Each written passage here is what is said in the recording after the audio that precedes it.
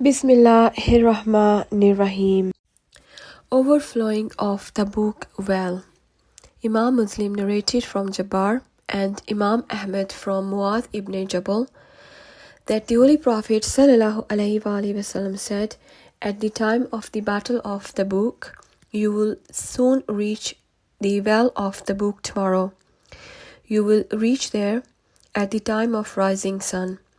Those who reach there should not touch its water until I reach there.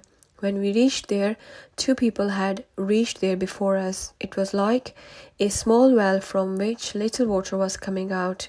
The Holy Prophet ﷺ asked both of them, have you touched its water? He said yes. The Holy Prophet ﷺ told them what the Lord Almighty wanted. Then the companions of the Prophet took water little by little until some water accumulated. The Holy Prophet ﷺ performed ablution, then poured water into it. A lot of water started coming out of the well. People drank water. The Holy Prophet ﷺ said, Muadh, soon you will be blessed with a long life. Then you will see that this well must have watered many gardens. Al-Shifa. وَمَا تَوْفِيقِي إِلَّا بِاللَّهِ.